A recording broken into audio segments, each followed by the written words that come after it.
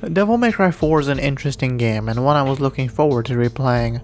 You'll always hear about the game's high skill ceiling and mechanical depth, but you won't hear any good things about the game's campaign.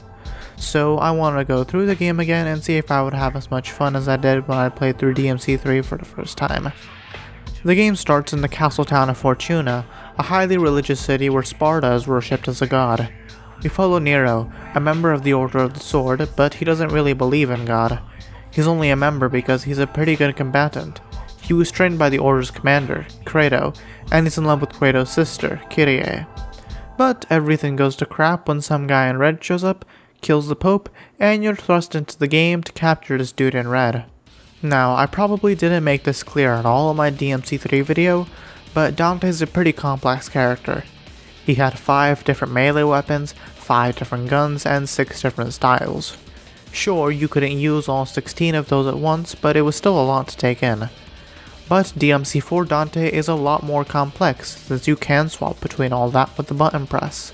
So the game doesn't start you out as Dante, but as Nero.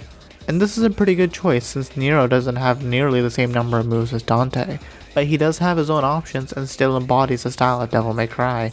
And this was kinda necessary, as DMC4 was the first DMC on 7th gen systems, as the previous games were all PS2 exclusives. Anyway, Nero is a great intro for new DMC fans because of its simplicity. While Dante has about 3 different weapons and guns in this game, Nero only has 1. He's got his trusty engine blade, Red Queen, and his double-barreled revolver, Blue Rose.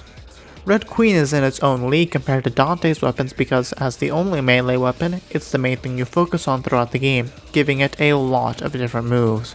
While Rebellion in this game has about 7 moves, 14 if you want to count Swordmaster, Red Queen has 19. Nero also just has his own style of butt kicking, as he kinda just flails around angrily with a bit of control. Look at Red Queen Combo B, where he just keeps on ramming a sword into the enemy, or Red Queen Combo C, where he swings the sword all around himself. All in all, it's pretty simple, and that's good because that makes it easier to learn other DMC mechanics, like dodging around enemy attacks and increasing your style rank. However, none of this is to say that Nero doesn't have a skill ceiling. Quite the opposite, in fact. He's got a lot of things you can do with him, and you'll need a lot of practice if you want to get good with him. However, to get the most out of Nero, you'll need a few things. First, Nero's gun attack is mapped on X by default, just like the previous DMC games. Normally this would be just fine, but Blue Rose's gimmick is that you can charge it up to 3 levels, and holding down X while also mashing Y and B would be a challenge. So I remapped Blue Rose to the left trigger, and I moved the melee attack and Devil Bringer to X and Y respectively. And Blue Rose's charge shot is pretty cool, as when it reaches level 3, the shot will hit the enemy and then a few seconds later the enemy will implode. Red Queen also has its own gimmick, where it can rev up. While you can rev up the sword outside of combat, that isn't what you're meant to do. Rather, you're meant to hit the rev button right as an attack connects with an enemy, and then the sword will automatically be charged up 1 level. And if your timing is even more perfect, the sword will be fully charged. But you're not gonna catch me doing that. I don't know about other people's control schemes, but my lock-on button is on the right bumper, and the rev button is on the right trigger, so it's pretty hard to rev up the sword in the middle of combat. Nero also has this unexplainable devil arm called the Devil Bringer. When you lock onto an enemy and hit the Y button, you'll pull the enemy to you, or if the enemy is too big, you to it, and when you just tap the Y button without locking on, you'll pick up the enemy and slam them around. Or with the Angelos, you'll take their own weapon and ram it into them. It's always really fun and really cool. You can also do this type of stuff against the bosses when they're staggered. And probably the coolest thing about a boss is that when the boss throws a projectile at you, or when they fly at you, you can use the Devil Bringer to do a counter. It's really cool. On the defensive side, Nero just has to dodge. Like the exact same dodge we've had for the past few games. Well, he also has this other dodge thing you can buy, but I never remembered that I owned it. But overall, yeah, Nero is certainly a simpler playstyle than Dante, but he's still a really fun character to play as because of his charging, his rev mechanic, his Devil Bringer, and the personality you can see on display with his strikes.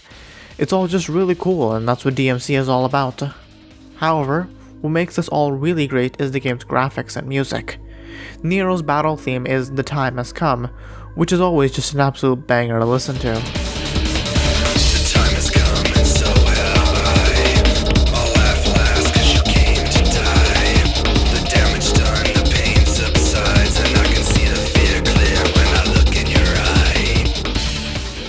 This song also has a second half, which is the main theme of the game, Shall Never Surrender, where it transitions from the head-banging first half to the more romantic second half, and I love it. We will see, we'll fight until eternity. Come with me, we'll stand and fight together. Dante's battle theme is Lock and Load, the same battle theme from DMC1, except it has lyrics now. It's pretty cool how they take his first battle theme and remix it for his first 7th gen appearance. They also build up to it, which isn't something I noticed until I went through this game's OST. In both of the fights against Dante, you hear bits and pieces of his theme, and then you finally hear it in full when you actually play as him.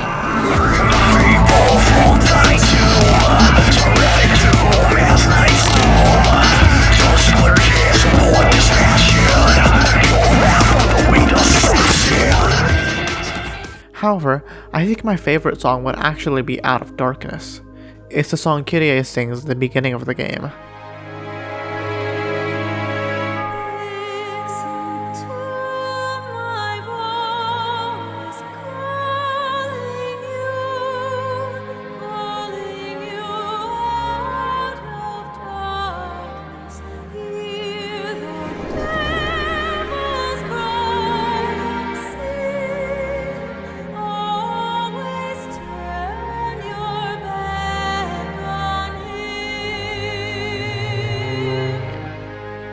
The game also looks pretty good.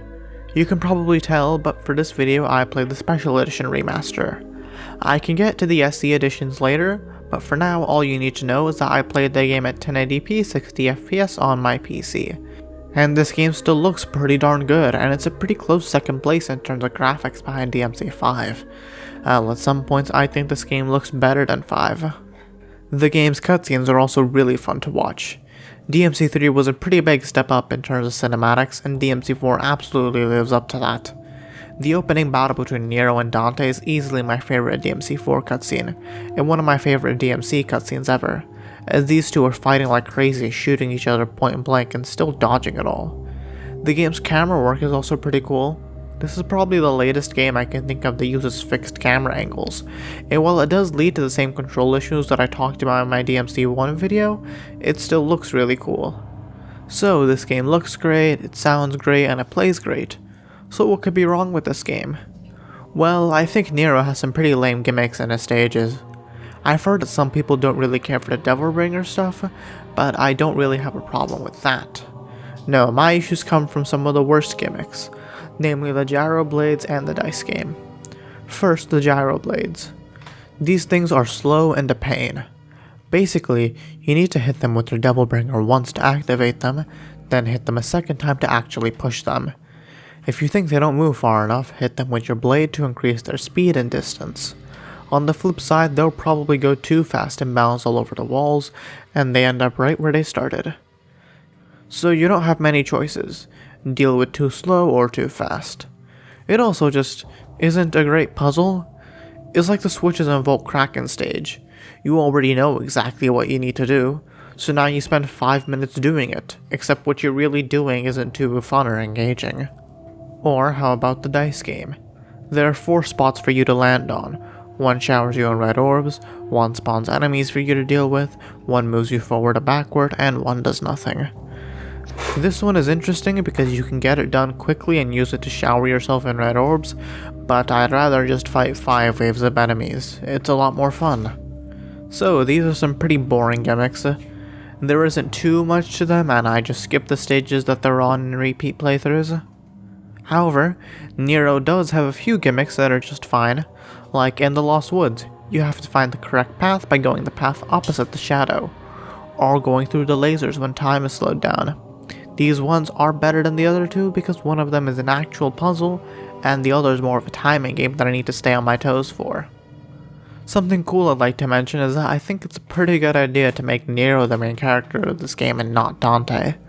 For one, Nero is a pretty likable character. His banter with the bosses is always enjoyable, like how he keeps on insulting Bale like he isn't a giant frog teammate who could kill any human in a second or 2. His main goal throughout the game is kinda just to protect his girl Kyrie, and I love that about him. Nero also has an interesting role in the game's world. Although you can tell Nero isn't really on the best of terms with the religious community he's with, you still assume that these are good guys because, well, our main character is hanging out with them. Then Dante shows up and kills the Pope, and he's shown as some sort of terrifying monster. And from the perspective of Nero and everyone else, he is. For newcomers, they don't know what's going on and probably think Dante's the villain, or at least some really mysterious guy. For the older fans, though, they know that Dante can't be the bad guy, but he only looks that way due to the lens we see him through. You play through the first few missions trying to capture Dante, and both you and Nero learn more about the Order and what they're really up to. You stumble upon their research facility and see that Agnes has created Angelos to fight the demons that are coming through the Hellgates that he opened. You can also see that he somehow has a broken Yamato. But then you see how, on the brink of death, Nero is somehow the one to restore Yamato and fuse it with his devil bringer, showing he has some sort of mysterious connection to the Sparta bloodline. And now that he has Yamato, he kinda has a devil trigger. Gameplay wise, it functions like any other DT. In the story though, it's clear that this isn't a real devil trigger, more so just Nero tapping into some demonic power. If anything, it looks more like a persona, which is pretty fitting for a silver-haired shonen hero voiced by John Young Bosch. And I guess I need to explain a bit more of the story. I kinda just started talking as if you already know what's going on, and to be fair, you probably do. Alright, after the first mission where Dante kills Sanctus, it's revealed that Sanctus didn't die and he was resurrected thanks to something called the Ascension Ceremony. Nero has been tasked with capturing Dante and bringing him back to answer for his crimes, which sets him off on his adventure. He ventures through Fortuna's castle town and into Fortuna's castle, where he meets a member of the Order named Gloria. Anyway, Nero goes through the castle and jumps down a lab headed by Agnes, who's another member of the Order. Nero fights Agnes' defenses and takes him down, but he's stabbed by one of the Angelos and starts dying. So he restores Yamato and acquires a persona. After this, his goal changes from capturing Dante to finding out what's up with the Order. This leads to a confrontation with Credo. This is probably the best fight in the entire game. For one, Credo Angelo has a really cool design. I think my favorite thing is that he only has one arm, his left arm is his shield. In terms of gameplay, Credo Angelo builds off all you've learned from taking on the other Angelos throughout the stages. It's always really satisfying to break his shield or circumvent it and use a Devil Bringer to beat him up. But right afterward, Agnes shows up and kidnaps Kyrie to lure Nero into the Savior. But before that, we've got another fight with Dante. Except this isn't the tutorial and is really out to kill you. Anyway, after the fight, it's revealed that Gloria was actually Trish in disguise, making her first appearance since DMC 1. Well, besides her non-canonical appearance in 2. Nero reaches the Savior, which is a big flying statue with the power of a god, as Sanctus says. You fight and defeat Sanctus, but you're captured anyway, because the statue needs the blood of a Sparta for power. Credo comes back in, and is outraged that Sanctus would bring Kyrie into this, but Sanctus just kills him and captures both Nero and Kyrie. And Dante was kinda just standing around watching the whole thing, so now it's up to the legendary Devil Hunter to save the day. In terms of writing, this is the best Dante, period. This is why Nero was the best choice in terms of this game's protagonist, because Dante really does not have any sort of arc in this game, and I say this as a compliment, mind you, and it does make sense. In DMC1, Dante's mission was to take down the demon that killed his family, and by the end of the game he accomplished just that. So by already achieving his life goal at the age of 28, he's kinda just an aimless guy doing whatever. I mean, you can tell as much throughout the anime. In DMC2, he isn't the main character, Lucia is. She is the one with the arc in the game. Not a compelling arc, but an arc nevertheless. We only ever think of Dante as the protagonist because you play as him in Disc 1, and the game isn't good enough for people to play through the game a second time as Lucia. DMC3 was able to circumvent this issue by setting the game 9 years prior to DMC1, showing how Dante got to the point he did in DMC1. So by the current day of Devil May Cry, Dante is insanely overpowered and can't be stopped no matter what. And DMC4 takes this fact and runs with it. And you know, it's really funny that the Order's plan was to capture Dante and use him, because how in Primus' name were they planning to do that? Everything that was thrown at Dante in this game, he just shrugs it off and runs circles around everyone. In Nero's portion of the game, Dante shows up whenever he feels like it and disappears just as quickly. He's just doing whatever and he's totally in control. But when he shows up and wants to progress the story along, he can't be stopped. Even when you fight Dante in Mission 10, he just goes along with it for some fun. And when you actually get to play as Dante, it's really fun how you play as an overpowered guy who knows how strong he is and takes no one seriously. You can hide that body, but that smell? Ooh, there's no covering up. I'd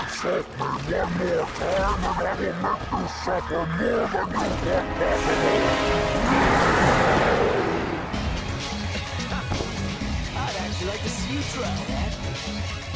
Or, well, almost no one. I'll sweep the city and evacuate the people. Hey, is this your way of ditching and dumping this You want mess to up? switch? It's cool. Let's stick to the plan. And it all works so well because, again, Nero is the protagonist. He's the one with an arc, and Dante's kinda just an extra for funsies. Nero is the one who has to find his place in the world, what with him being part demon. But if you're wondering what Dante is really up to in this game, well, Lady shows up at Dante's shop and explains to him and Trish that the order seems to be kinda sketchy and that they should check them out. You order the sword, huh? Yes. Are you familiar with them? Sorry, religion and I don't mix. It's a small congregation that gathers in the castle town of Fortuna. I guess. Hold up, I'm gonna have to watch that again. I was not able to hear anything she was saying. Anyway, Trish infiltrated the Order under the alias Gloria and gave them the Devil Sword Sparta in order to gain their trust. And after she's been in the Order long enough to find out what they're really up to, that's when Dante comes in and kills Sanctus. And now Dante needs to take down the Savior and destroy the Hellgates. Gameplay-wise, Dante is an extremely complex character. I'm not good enough at these games to definitively say DMC4 Dante is the most complex DMC character, but regardless, this man's skill ceiling goes to Saturn. In this game, Dante has been made simpler than his DMC3 counterpart in some ways and more complex in other ways. For one, his styles. Quicksilver and Doppelganger have been removed, but the four main styles are still here: Trickster, Swordmaster, Gunslinger, and Royal Guard, and they can all be swapped with the press of the D-pad. This was an incredibly smart change because now you can use each style to its fullest. Launch an enemy into the air and do an air combo with Swordmaster, swap to Gunslinger to use a Rainstorm, and use Trickster to teleport to the next enemy. But Dante's massive skill ceiling comes from the stuff that makes no sense at all. Royal Guard in this game is kinda difficult to use as the timing to block enemy attacks is pretty strict, but you feel so good when you actually do it. Then, to add on to that, you can use the guard move to disable physics and go flying. Yeah, I know that makes no sense, but that's how it works for me. Somehow Royal Guard can send you flying, and this is an advanced technique called guard flying. Honestly, I'm not even gonna bother learning how to do this. I'm only watching this video so you know what I'm talking about. This is just too complex for me. One of my favorite improvements between DMC 3 and 4 is the shop. Red orbs still exist, but they're only used to buy items like vital stars and blue orbs. Proud Souls were added in this game, and you use these to buy your extra moves. And this is a change I like, as you'll always have some currency for something. But I bring this up as Dante because I think another good change was made for him. I talked about this in my DMC3 video, but I never liked leveling up styles because it took nearly an entire playthrough to get a style up to level 3. And it never felt all too good because, although I could be using Trickster level 3, at the moment I'm using Swordmaster level 1. In this game though, you can just buy all the level ups and start the game with the maxed out Dante, which is exactly what I did. So in this game, Dante is uber powerful both in the story and the gameplay, so what could go wrong? A few things, unfortunately. For one, let's look at the path both our heroes take. To get to the Savior, Nero ran through the castle town, through Fortuna Castle, through the forest, and then through Order headquarters. The Savior takes off and goes to Fortuna, so Dante goes through the headquarters, through the forest, through Fortuna Castle, and through the castle town. I don't know if you noticed, but I just played the same game twice. Oh wait, no, the second playthrough was about 50% faster than the first one. Yeah, reuse of assets and ideas is something I've dealt with too many times. I've never liked it, and I never will. And I think this is a good example as to why people call this game unfinished. And, well, it is. The team developing this game was not able to finish it. But when you hear a game called unfinished nowadays, it's probably because of some giant issue that makes people ask, well, why was this game released? Praise Hylia, DMC4 is not that type of game. It's unfinished, not unpolished. Although I have voiced some issues I kinda have with the campaign, the one thing I've consistently praised is this game's gameplay and how mechanically sound it is. It just sucks that the most complex character in this game has shorter reused content. and in order to make Dante's run shorter, most of the gimmicks have been removed. Remember the gyro blades? Yeah, Dante doesn't have to deal with them. The dice game shows up again, but Dante just tells it to flock off. He does keep Nero's best gimmicks, like the puzzle in the woods or the laser dodging, so that's neat. But then both of Dante's forest missions suck. The first one has a bunch of fog that teleports you around to a random place. You just have to trial and error your way to the exit.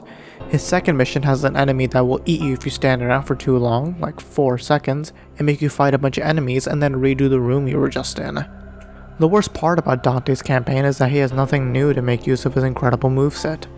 Instead, he just has the exact same bosses that Nero did. These are some well-designed bosses, so I'm still having fun, but this is just so shameless that it doesn't leave the greatest taste in my mouth. Now, you might be wondering, how did all this happen? From what it seems, the team was just crunched for time and that's about it. There's this panel from Ranger Stop 2015 that goes into more detail, link in the description. But to summarize, the team was running out of ideas and running out of time, and they kinda just forced Dante into the game. Maybe they just wanted to throw Dante fans a bone, maybe they wanted to avoid a situation where tiny babies lose their minds over the fact that we have a new protagonist. But regardless, this is what we're left with.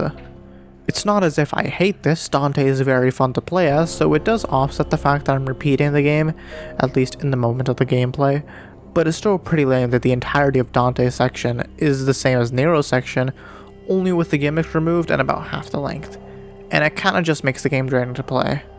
Unlike Nero, Dante gains new weapons and guns, just like in previous games, and because you only play as Dante for about 7 missions, you get stuff pretty quickly. You start with Rebellion, Ebony and Ivory, and Coyote A. In Mission 13, you defeat Echidna and acquire Gilgamesh, this game's hand-to-hand option. This is a pretty fun weapon since the attacks come out quickly, and if you know what you're doing, you can deal a wicked amount of damage. The best part is how some of Gilgamesh's moves are similar to some Street Fighter, Tekken, and KOF moves, like the Shoryuken, Kongu Kokuru Satsuzan, and the Hyakutsuru Kyaku.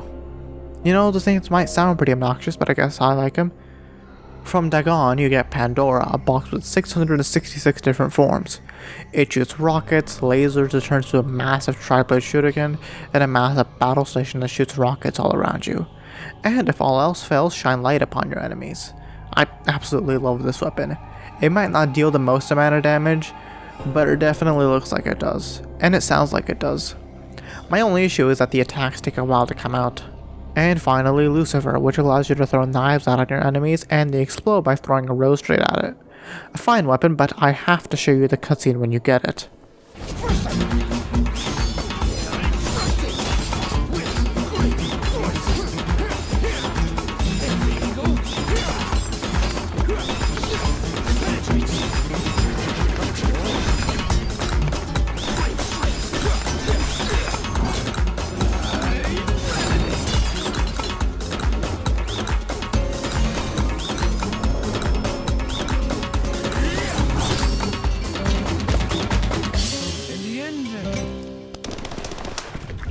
We're all satisfied.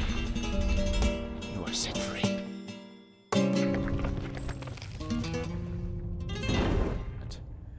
If I remember correctly, that wasn't in the script. Ruben Langdon, Dante's voice actor, just started saying stuff in the booth.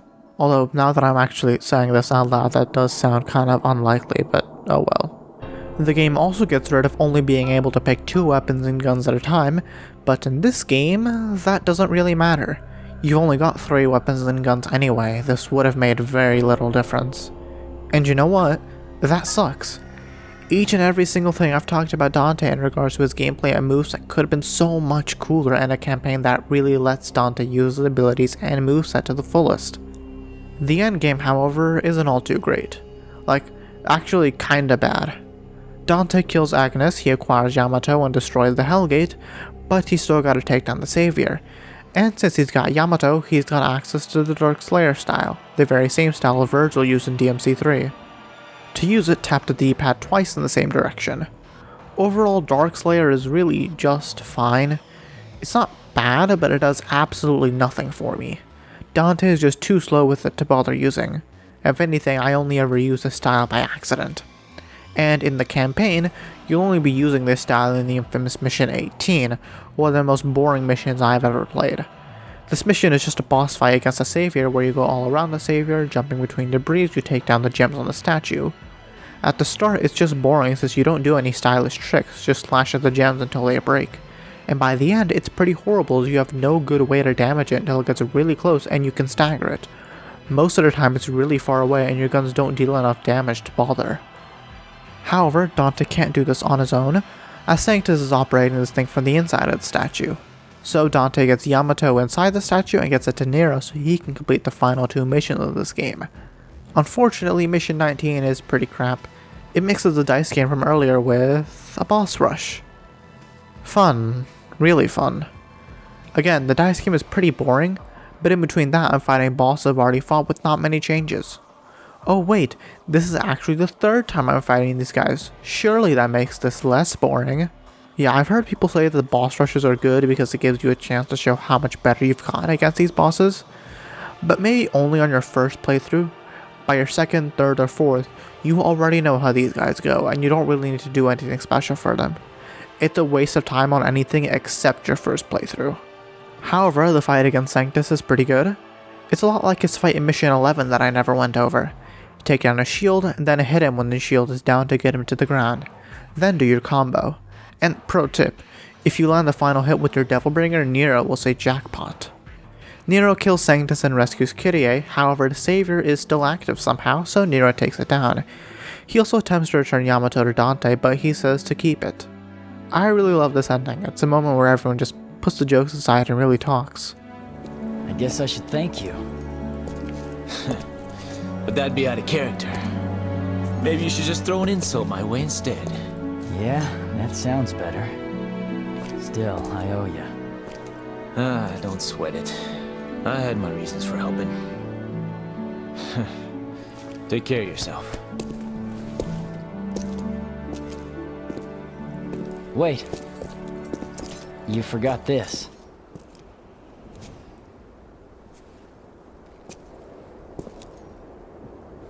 Keep it. What? I thought this meant a lot to you. That's the only kind of gift worth giving. I want to entrust it to you, so I am.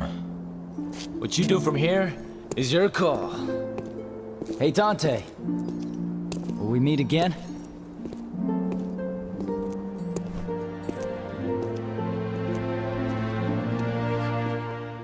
And just like DMC3, playable credits.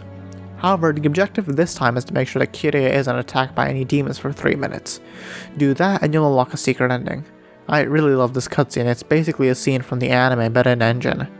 Lady cheaps on paying Dante.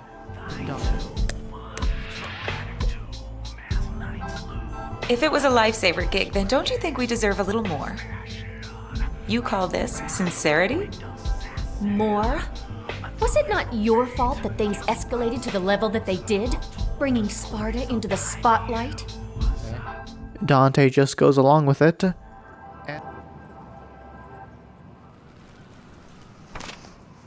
Hey, I was just getting to the good part. This is And they go off on another mission. You need to ask?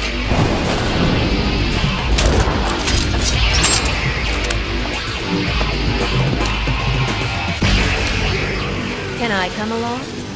Do what you want. But don't expect to get paid. There's something so exciting about all this.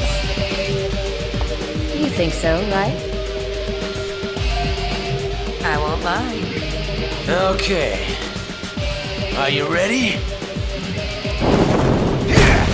Then come on, babes! Let's rock!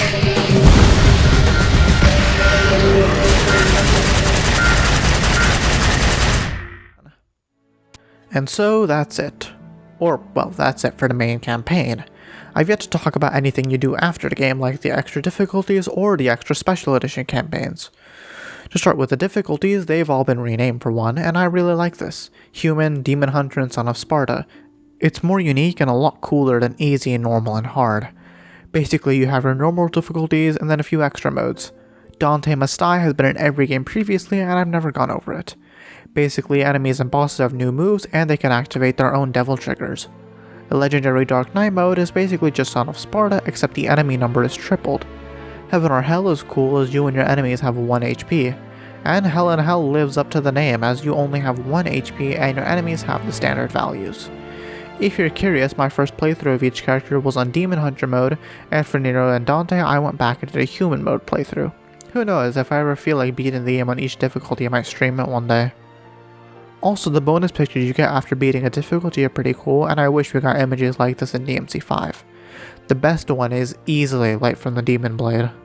Oh, and while we're switching between topics, these menus are a pain to navigate. Look how long it takes in between screens.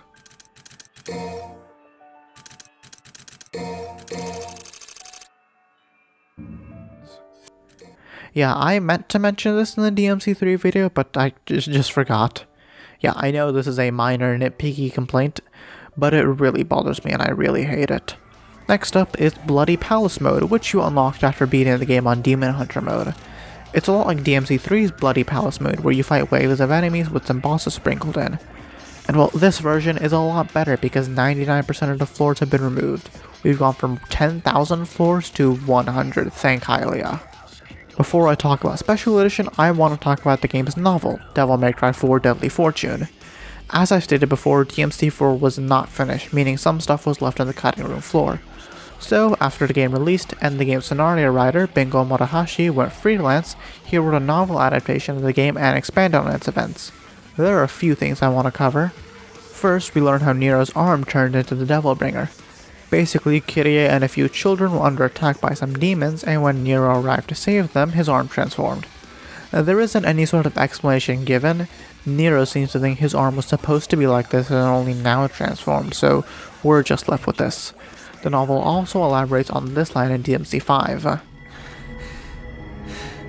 I had the feeling the first time I saw you, but I just wasn't sure. And then I saw how the Yamato reacted. And I was certain. He's your father. Well, he was never there when Yamato reacted.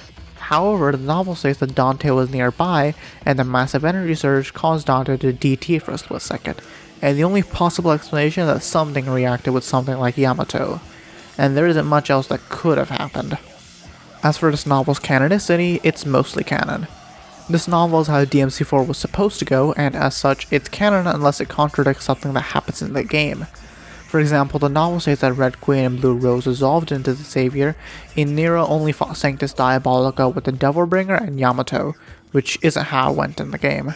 Now then, in 2015, DMC4 Special Edition was released, and with it came 2 new campaigns and 3 new characters. Virgil with his own campaign, and Lady and Trish sharing a campaign. This remaster also came with the basic enhancements of a higher resolution, higher frame rate, higher res textures, and it also came with turbo mode. This was a mode in DMC3 Special Edition, but I just entirely forgot to bring it up. Basically, the game runs at 120% speed, and for an action game like DMC, this is a pretty welcome change. Side note, but I really wish something like Puyo Puyo Tetris would have a turbo mode. That'd be insanely hilarious and a lot of fun. And before I talk about the extra campaigns added, let's go over this game's DLC and all costumes. First, the DLC. Now, in my opinion, a re-release like this should not have DLC. Period. No question. However, these DLCs are kinda just fine. All they do is unlock content early or give you extra currency. They aren't deal breakers or anything, but nothing will be lost if they got removed. As for the alternate costumes, I like most of them. Nero, Dante, and Virgil have super costumes, and they are really cool. They don't have the red eyes that look so horrible in DMC5, instead they have auras and their devil triggers behind them. It's just too cool. Each character also has 2 other alternate costumes. Nero has a prototype look, which looks pretty cool. He's got both the purple and blue going on. EX Nero looks kinda fine, as it's just Virgil color scheme on his clothes. Dante wears a legendary Dark Knight costume again, and it looks great. EX Dante is based on Reboot Dante, and it looks like crap. Virgil also wears the outfit of the legendary Dark Knight, and his EX skin is nicknamed Vante. In DMC3, Virgil never fought Dante in his campaign, he instead fought himself but with a red coat. This is that red coat.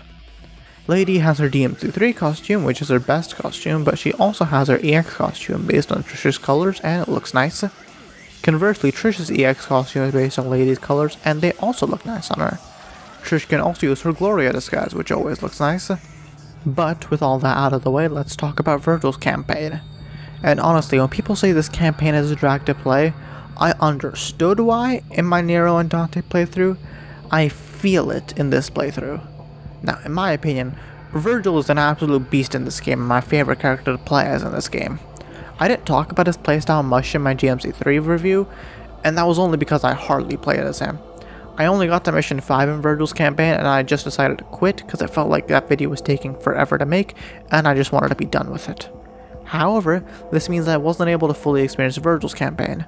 Not only because I wasn't able to get much experience with him, but also because I wasn't able to buy many upgrades for him, so I had a very limited moveset.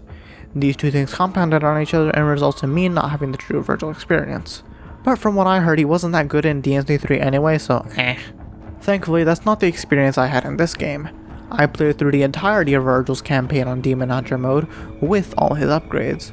Now, quite honestly, I don't exactly have a good way to talk about Virgil's playstyle. To try though, his playstyle is basically the coolest thing on the planet.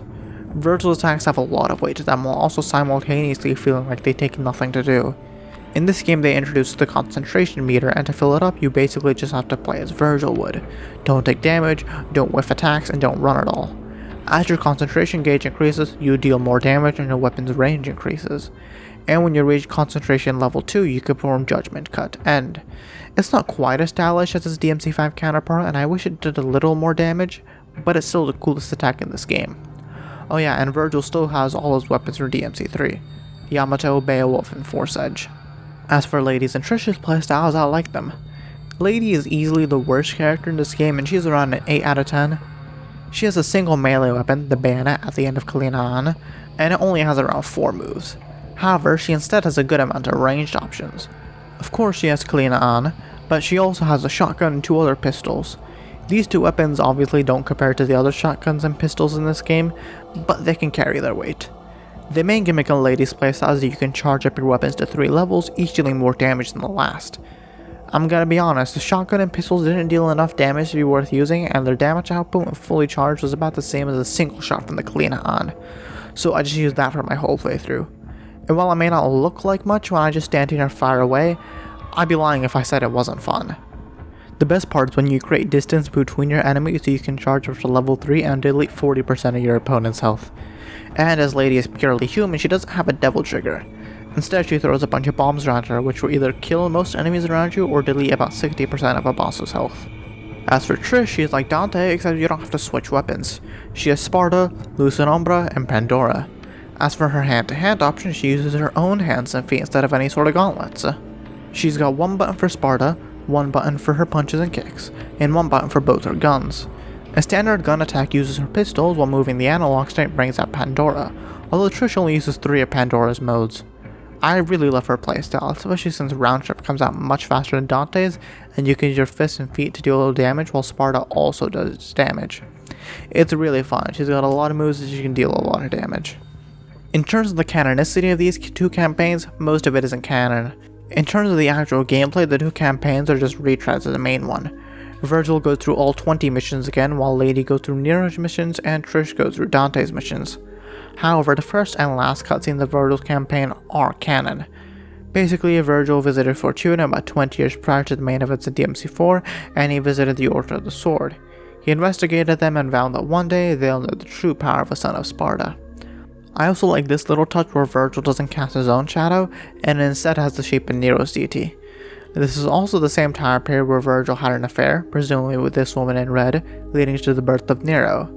As for Lady's and Trish's opening and ending cutscenes, those are also canon. It's basically cutscenes we already saw, but longer. However, the worst part is that you experience nothing new. You just play through the missions you've already played through. And while these missions aren't bad your first time through, by your 3rd or 4th time you're just bored. This is compounded by the fact that, as I stated, Lady is easily the worst character in this game, but you play as her for 13 of the 20 missions. So they created 3 extra great characters in a slapped onto a mediocre campaign. That's just sad. But overall, what do I think of Devil May Cry 4? Well, as I've stated throughout the video, DMC4 is a game I can enjoy and have fun with. It's kinda tough for me to talk about it, because everything I've said about this game, both positive and negative, is true. The campaign of this game is fun if it's been a while since you last played it, but otherwise you're better off going into Bloody Palace or only doing 1 or 2 missions. I think the best way to describe this game is that it's one of the most fun games I've ever played, or being seriously undercooked. 4 of these characters are absolutely fantastic, with Lady being slightly under them. These are mechanics and characters you could play with for hours. And nowadays, DMC4 is a pretty easy game to sleep on. Back when this game came out, you'd think of the incredible characters and mid-campaign, and just wonder how much better this game could have been. But now we have DMC5, which is basically that what if as a real game. And although DMC5 is my favorite game of all time, DMC4 deserves some of that credit as well.